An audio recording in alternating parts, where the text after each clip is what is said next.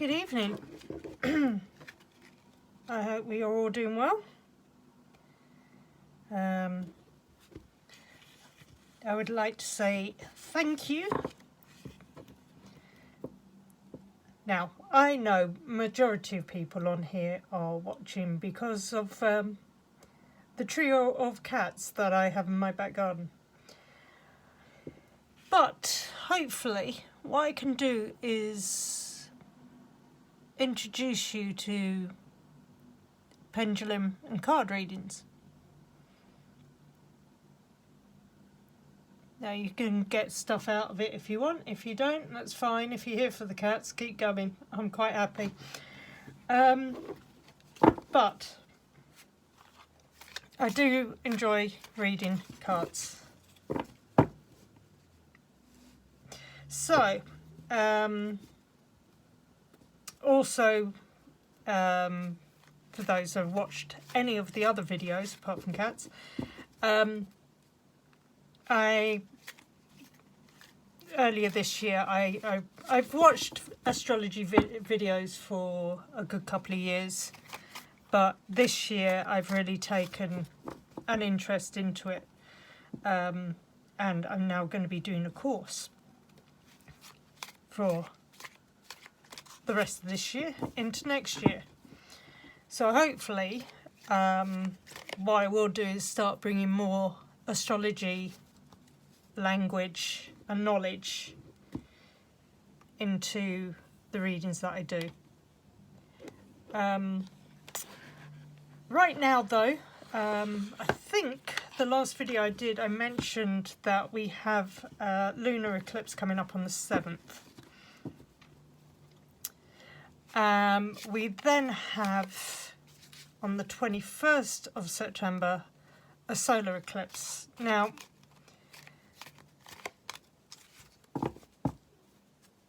there is a certain feeling that this eclipse has quite a positive, well, hopefully, reflection on who I am, and hopefully gives me some clarity as to what path I really want to walk on. So I'm going to try and use a couple of cards tonight, do it as quickly as possible. I'm going to use the Roots and Wings cards. If you haven't seen the videos, but these are beautiful cards and very easy to use. But I also thought, because the solar eclipse more than anything is indicating that there could be significant changes in energy in us as humans. It's in Virgo, the sign of healing. For me, the reason that I'm very fascinated at it is that my Pluto is right on it. So, hoping that this indicates where I finally start to see what path I really want to be on. So, anyway, I'm going to use the cards here, okay, the Akashic Oracle cards. I want to pull it, I want to see whether this brings out any clarity as to what this solar eclipse will bring, what we should be working on, so that we move forward in more of a positive light. So, energy, solar eclipse, what do you want to tell us? Oh, I was hoping that the cards would go down a bit more. Never mind.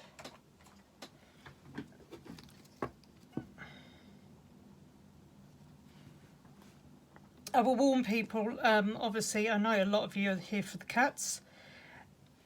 Coming weeks, there might be a bit of a change. So you might have to put up... I might have to try and find myself some foreign cats to show you, basically. Or other animals. Right. And again, it seems to be ironic, the timing of me going away. So I'm using it as a break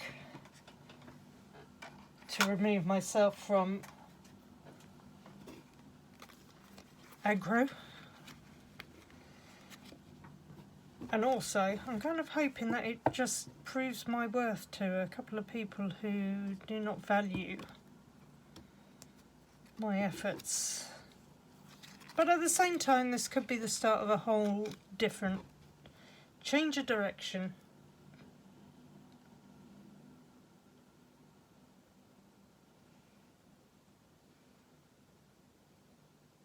Okay.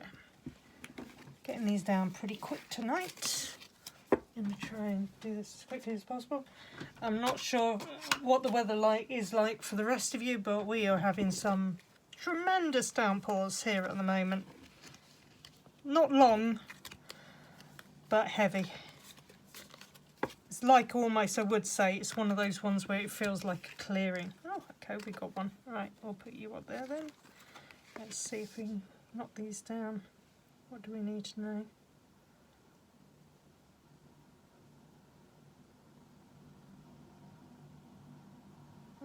No, no, yes.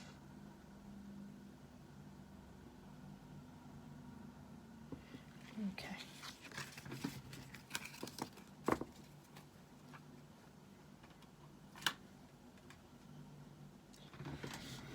Oh, we have another card. Right, how many more to go? Let's see if we can just get these done and dusted. Okay.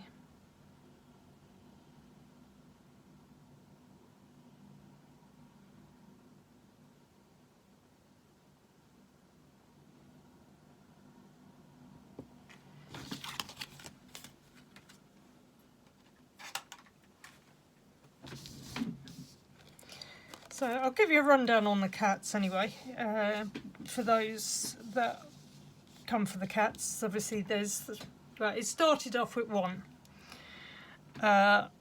Ironically, I had a Vedic astrology reading which incorporates Hindu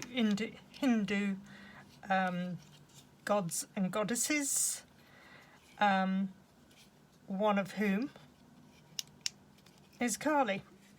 And ironically, the little madam, who the tortoise shell, is called Kali. Didn't know, found out the same day that I had that reading. So she's not my cat, but I do bring her in to give her respite from the other two, because they are quite rambunctious, we shall say. So there's Carly, she's the tortoise shell, and White. She's the only one that I really allowed to come into the house, and she doesn't stay all the time. I just let her come in so that she has peace and a bit of safety from the two boys. The one that I call Ghost, although I'm tempted to now start calling him Spirit, I have no idea what his name is. All I do know is that he has the same owners as Carly, but Carly and him are not friends. Absolutely beautiful, very placid, very cuddly. And then we have Simba. And Simba the Ginge, as I call him, is my friend's cat, who lives over the back and has decided that he wants some of the action, especially in the shed. Not overly happy about this. I will say that he has calmed down quite a lot, and I will say it's thanks to him that I have been attracting cat followers. Because if you look back through my videos, one of the first ones that got the most hits was me escorting Simba up the road after he'd been terrorising another animal, which he does on a regular basis. Anyway, I digress. So we have our cards. Let's see if there's any order to them. Any order? Yes. Okay. Anchor cards.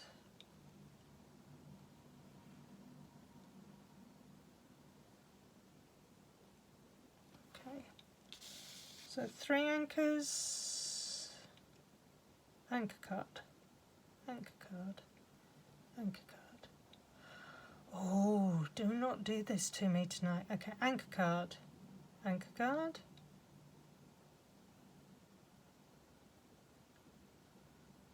Okay. Misbehaving tonight. Anchor. Happy now? Happy? Order okay? Can I read as is? Okay, any order on these two? Which is the 4th card? Outcome? Outcome. Okay. Right. And for those who may be watching for the first time, I choose my cards with a pendulum. This is my beautiful goldstone pendulum, and it was purchased in a little witchy shop up near Pendle Hill. And I will say that it has become one of my most reliable tools. Okay, anyway, digressing. Oh, I love this. How good is this? Okay, so well, I'll show you the cards and we'll discuss them. Okay, so you've got this one here. Guided by intuition. Encourages trust in your instincts in decision making. Now, for those that follow astrology, I would encourage anyone to watch Pam Gregory. Her videos are always very enlightening, very easy to follow. Now, she has actually made a point in her solar eclipse video of saying that this is a time where we need to get in touch with our inner guidance. We need to start looking within and working on ourselves. A perfect card to say that we need to start trusting our inner intuition, our inner selves. Again, as she said, meditation, breath work, Reiki. If you know anyone who does Reiki, use it. Healing. A time that we can start to really trust in our guts, really. Becoming more in tune with our own bodies and the earth. Okay, so the next card we got is The Art of Surrender. Again, here we go. This is a good one. Suggests finding peace in letting go of control. Now, this is something that I've mentioned it in previous videos. We're always trying to control situations. My issue at the moment is I'm always trying to adapt that whatever I do seems to trigger people, so I try to adapt, and that just seems to trigger people more. So people are, the advice I'm giving is staying calm, don't get riled, don't get worked up, which is easier said than done. Especially when I trust my intuition and know that, things just aren't right. But I think, again, it's also saying that there's a time where we can spend too much time fighting either other people or, let's say, our inner demons. And that at the moment, again, with some of the astrology, especially with the lunar eclipse, it's a case of that we need to go with the flow. We need to just step back and go, okay, stop fighting it, see what happens. So, again, this is quite an amazing thing. Anchoring light. Okay. So, encourages embodying positivity and a hope in challenging times. We all know that it is very challenging at the moment. But I think what we also need to do is, again, by looking within, we can find the energy within us is more powerful than we give it credit for. The collective energy that we can put out for change does make a difference. So again, if we trust the art of surrender, we connect with ourselves. We connect with the energy. We connect with the energy of the earth.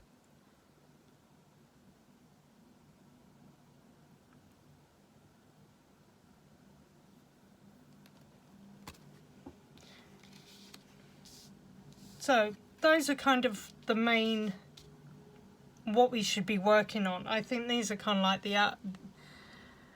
this is what could be the outcome for us. So connection to source.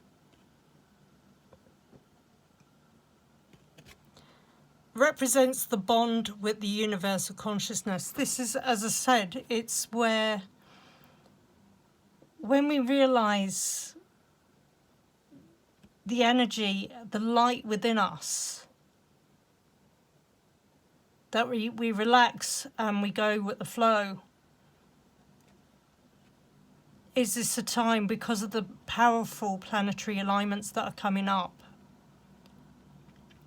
some of which have never been seen on this planet before because of the length of time that it's taken to happen? Is it a time where our consciousness gets the boost to change the direction that we are going in? Is this a time where the healing starts for all of us, where it's more, we're evolving and connecting more with the energy we contain, and come to realise that we can be more?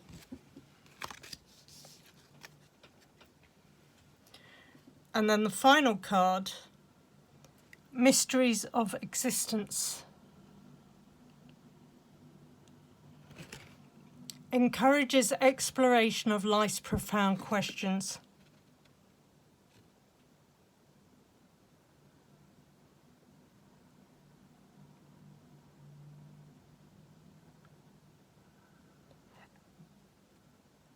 One of the things that I like with these cards is it's very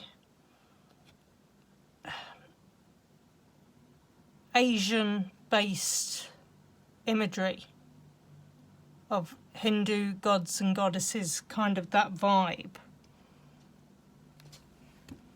And where we're all too happy to put it down to mythology, but when you start to think about it, we've all got that history that is coming up. So is it time that we are going to connect with something that's greater than ourselves? And talking of Hindu gods and goddesses, I've just had Carly the cat walk through. So if you ever wanted to have a sign